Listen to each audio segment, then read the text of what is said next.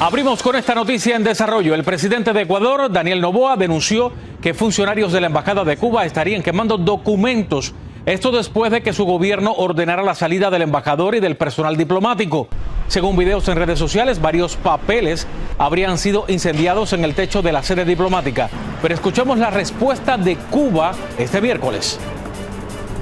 El Ministerio de Relaciones Exteriores de Cuba rechaza, en los términos más enérgicos, la decisión arbitraria e injustificada del gobierno del Ecuador de expulsar a todo el personal de la embajada cubana en ese país. Cuba está convencida de que el pueblo ecuatoriano sabrá defender los lazos de solidaridad y hermandad con Cuba. La decisión se da en medio de un nuevo choque después de que Ecuador declarara al embajador cubano persona non grata y le diera 48 horas para abandonar el país. Hola, ¿qué tal? Soy Abel Álvarez. Gracias por acompañarme. Estas son otras de las noticias que estamos siguiendo muy de cerca aquí en 24 horas.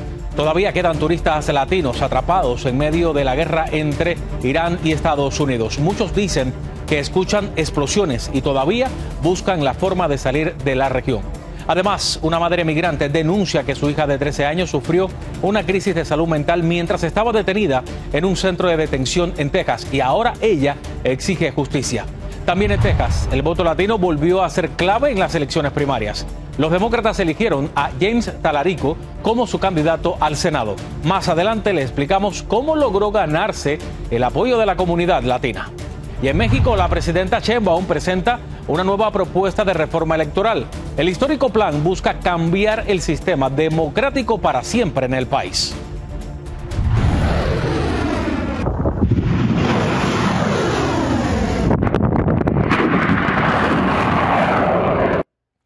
Pero continuamos con el quinto día de la guerra entre Israel y Estados Unidos contra Irán.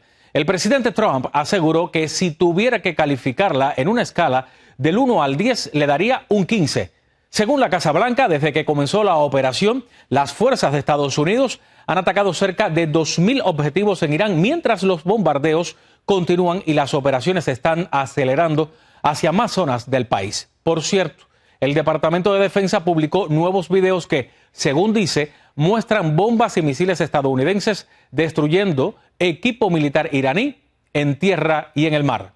Y esta noche el Pentágono dio a conocer las identidades de los otros 2 soldados que murieron tras un ataque de Irán con drones en Kuwait. Ahí tienen sus nombres en pantalla. Se trata de un comandante y un suboficial. Ambos eran reservistas del ejército y estaban destinados al Comando de Apoyo Logístico 103 en Iowa. Y Estados Unidos hundió un buque de guerra iraní con un torpedo lanzado desde un submarino de la Armada. El ataque ocurrió cerca de la costa sur de Sri Lanka. Estas son las imágenes publicadas por Estados Unidos. El objetivo del operativo fue destruir uno de los barcos más nuevos de la flota de Irán. Pero escuchemos la reacción de una analista sobre la utilización del torpedo. Se utilizan en operaciones muy especiales, son de muy baja firma de radar, bueno, se dice así, pero son casi indetectables. Esta es la primera vez desde la Segunda Guerra Mundial que Washington hunde un buque enemigo utilizando un torpedo. Israel también realizó decenas de ataques en las últimas 24 horas y ordenó la evacuación de todos los residentes del sur del Líbano. Según reportes, los bombardeos alcanzaron depósitos de municiones, sistemas de defensa aérea y bases militares.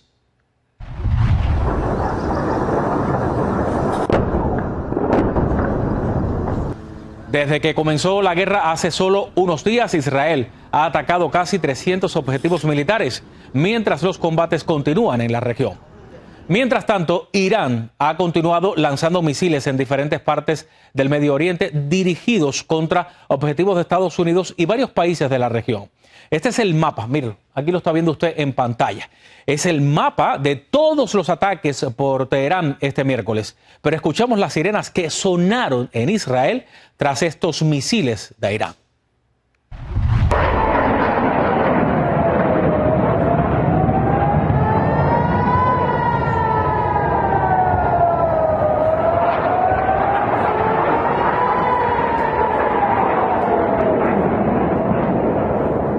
Desde que comenzó la guerra hace solo unos días, Irán ha lanzado cerca de 500 misiles y alrededor de 2.000 drones.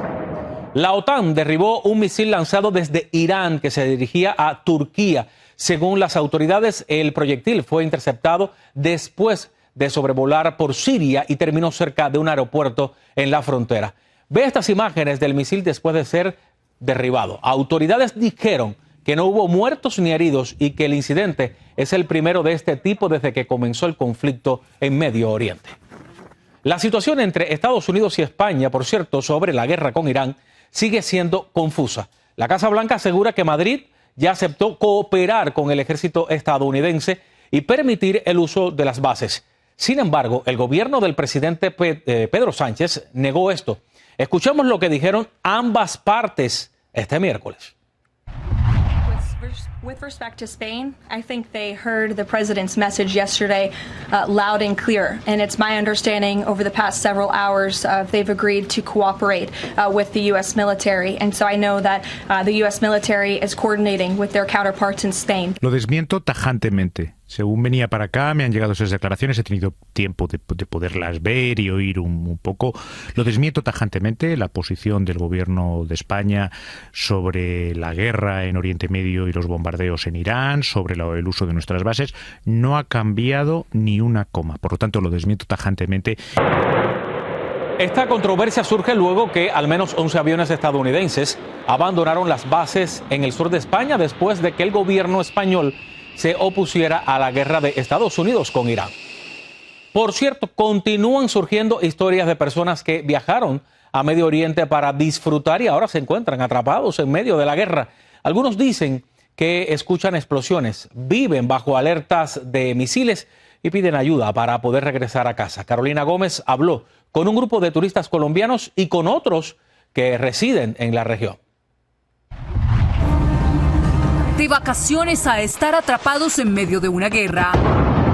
Durante la noche empezamos a escuchar fuertes explosiones. Eso le pasó a un grupo de 8 personas de nacionalidad colombiana, entre ellas una mujer en embarazo, que llevaban planeando el viaje de sus sueños a Dubái. Salieron el 16 de febrero y cuando planeaban regresar al país, el conflicto con Irán los dejó atrapados. Al ver el mapa nos encontramos realmente en un fuego cruzado.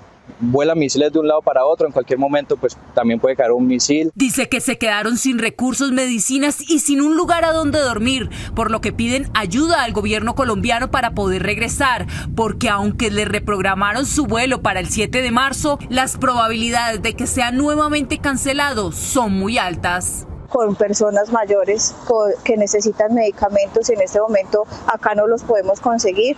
Hay una persona en embarazo. Y ya nos han sacado de las habitaciones y el costo es muy alto. El caso de Rosy Eisen, una colombiana residente en Israel, no es mejor.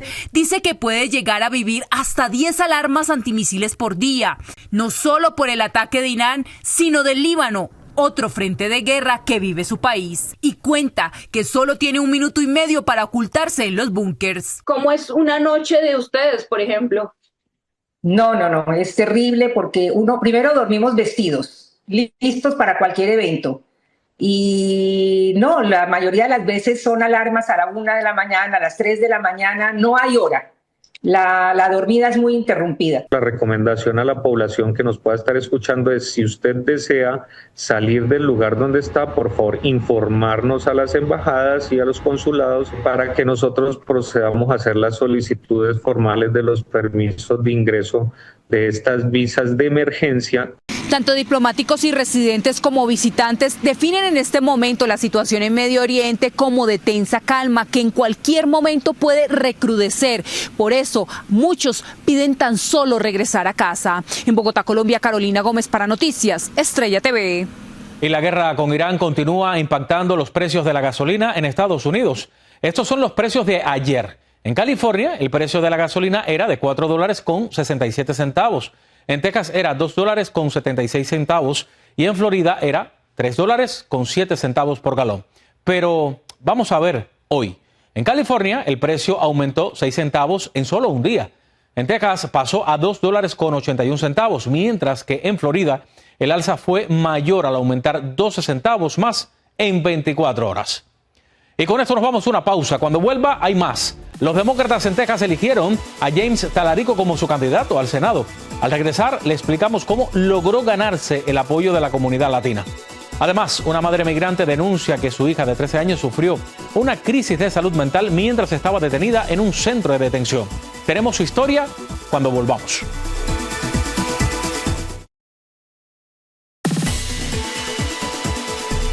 Gracias por seguir con nosotros aquí en 24 horas. Mire, una madre colombiana asegura que su hija de 13 años sufrió un grave deterioro en su salud mental mientras estuvo detenida en un centro migratorio en Delhi, Texas. Ahora, tras ser deportadas a Colombia, dice que su hija sigue luchando con depresión después de lo que vivieron. María Teresa Sarabia habló con la madre y nos tiene su historia. Este dibujo muestra a una niña detrás de una reja. La imagen fue hecha por una adolescente colombiana de 13 años, mientras estaba detenida con su familia en un centro migratorio en Texas. Nosotros salimos de Colombia el 30 de enero del 2024. Ingresamos a los Estados Unidos el 7 de febrero. La familia de Andrea Armero fue detenida durante una cita con autoridades migratorias y enviada al centro de detención familiar de Dilley en el sur de Texas. Armero dice que su hija recibía tratamiento médico. Ella contaba con diagnóstico de ansiedad y depresión y que ella pues actualmente estaba medicada y estaba siendo valorada por psiquiatra cada 2 semanas. Según la madre, dentro del centro la situación empeoró. Dice que su hija no fue vista por un doctor y que el acceso a medicamentos era limitado. Estuvimos totalmente en un cuarto, aisladas, donde allí solamente la vieron 2 consejeras, pero nunca la vio un médico. Durante una protesta dentro del centro de detención, algunos niños levantaron carteles para denunciar las condiciones del lugar. La hija de Armero también había estado dibujando para calmarse, pero tras la publicación de los dibujos, los guardias retiraron materiales como lápices y papel. Después de esto, la salud mental de la hija de siguió deteriorándose.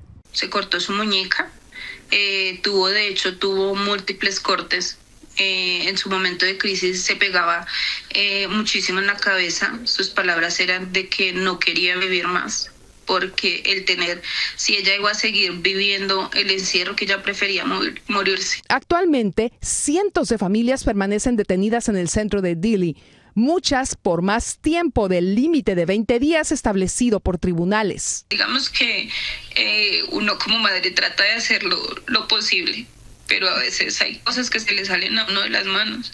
La familia de Andrea Armero fue deportada a Colombia el 11 de febrero. Hoy, ella vive nuevamente en Colombia con sus hijas y dice que su hija mayor sigue luchando con depresión después de lo ocurrido. María Teresa Sarabia, Noticias Estrella TV. Y en Texas, el voto latino volvió a ser decisivo. En unas primarias muy cerradas, los demócratas eligieron al representante estatal James Talarico como su candidato al Senado. En Dallas, David Medina nos explica cuál fue su estrategia para convencer a la comunidad latina. En unas reñidas primarias para senador por Texas, los demócratas eligieron este martes al representante estatal James Talarico como su candidato frente a la legisladora federal Jasmine Crockett, en parte gracias al voto latino. Creo que el señor Talarico hizo un gran trabajo incluyendo a todas las comunidades, no solamente a la comunidad latina, sino también a todas las comunidades basadas en unión. El político de 36 años invirtió fuertemente durante su campaña en difundir mensajes televisivos en español. Mi español es más o menos, pero 8 millones de tejanos hablan español. Texas, con gran población latina, Talarico se adelantó por márgenes amplios en condados donde la población es al menos un 60% latina. Ganó aproximadamente el 63% de los votos en comparación con el 34% de Crockett, según datos de prensa asociada. La campaña de Talarico también se asoció con Carlos Eduardo Espina. Aquí estoy con el gran James Talarico, un influencer latino con más de 14 millones de seguidores en TikTok, quien se unió a Talarico en las paradas de campaña y apareció en anuncios en español promoviendo su candidatura. El candidato republicano que enfrentará a Talarico en las elecciones de noviembre todavía no está definido. El actual senador John Cornyn y el fiscal general de Texas, Ken Paxton, avanzarán a una segunda vuelta el 26 de mayo, porque ninguno alcanzó la cantidad de votos requeridos. En Texas, David Medina, Noticias Estrella TV. El argentino Nahuel Gallo, que estuvo detenido en Venezuela durante 448 días, habló este miércoles sobre su experiencia y le pidió a la comunidad internacional que ayude a liberar a otros extranjeros que siguen presos en Caracas. Hay 24 extranjeros más en el Rodeo 1 que están esperando ser liberados, de distintas nacionalidades. Yo tuve la oportunidad de haber salido el domingo de libertad, con mucha incertidumbre, porque no sabía si iba a ser de libertad o si iba a ser trasladado a otra unidad. Gallo fue arrestado en 2024 en la frontera entre Venezuela y Colombia, acusado de espionaje, y dijo que la prisión donde estuvo es un lugar de fuerte tortura psicológica. Un gran apagón dejó sin electricidad a millones de personas en el oeste de Cuba, incluyendo La Habana. Autoridades indican que la falla está relacionada con problemas en una planta eléctrica y advierten que las reparaciones podrían tardar hasta 72 horas. Escuchemos las reacciones. Bueno, me enteré que se cayó el incendio ahora y necesito llegar a mi casa para ver qué puedo hacer, porque ya usted sabe que ya después sin luz no se puede hacer más nada en la casa. Bueno, lo que pueda suceder es que hay que seguir luchando, no hay otra. A ver, verdaderamente yo me siento deprimido. Una persona deprimida porque estos apagones no hay quien lo aguante. Las personas enfermas, las personas durmiendo, los niños para el otro día levantarse temprano para la escuela y sin poder, porque sin dormir, es la madrugada entera sin luz. Yo no tengo luz desde las 4 de la mañana, ya estoy cansado de esto ya. La empresa eléctrica del gobierno dijo que equipos ya trabajan para restablecer el servicio. Por cierto, más de 160 médicos cubanos salieron de Honduras después de que el gobierno cancelara un acuerdo de salud que permitía su trabajo en el país. Las autoridades dijeron que el programa ya no cumplía con los requisitos. Escuchemos la reacción de uno de ellos antes de salir del país.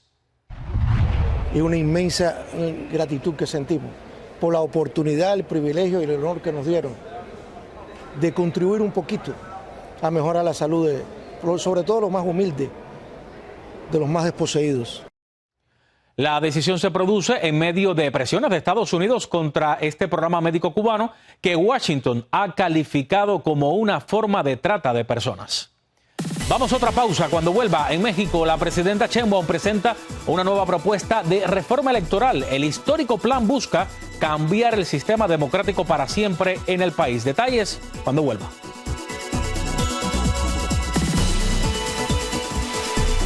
La presidenta de México, Claudia Sheinbaum, presentó este miércoles su propuesta de reforma electoral. La iniciativa incluye cambios en la forma de elegir legisladores y menos recursos para las elecciones. Vamos hasta México. Víctor Blázquez tiene más detalles.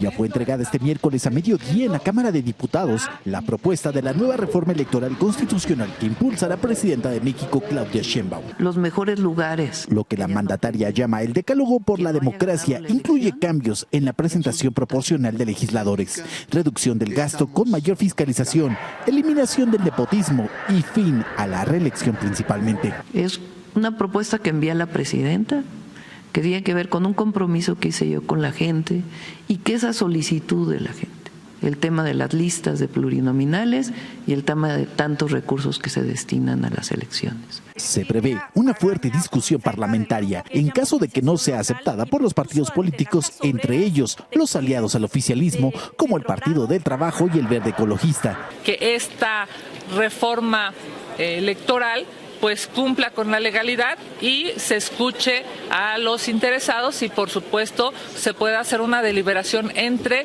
los grupos parlamentarios siempre apegado a la legalidad. En esta nueva propuesta se conserva el programa de resultados electorales preliminares, PREP, pero lo que sí cambia es que los 500 diputados todos serán electos por voto popular. Los senadores de la República pasan a ser 96, es decir, 32 menos. Elección de consejeros por voto, menos financiamiento para partidos y un INE con menos recursos económicos. Se mantiene, por supuesto, el equilibrio y la inclusión y la pluralidad a través de estos 200 diputados de representación proporcional, los 300 de mayoría. Entonces, pues, creo que es una propuesta muy positiva para los mexicanos. La presidenta Sheinbaum también sostuvo que en caso de que no le aprueben su decálogo de la democracia, tiene un plan B bajo la manga, que no dio a conocer, pero que también será evaluado en su momento. En Ciudad de México, Víctor Blázquez, Noticias, Estrella TV. Y faltan 100 días para el Mundial de la FIFA. Autoridades hoteleras de la Ciudad de México informaron que la FIFA canceló cerca del 40% de sus reservaciones en la capital. Según la Asociación de Hoteles, la organización tenía 63,000 habitaciones apartadas en más de 800 hoteles.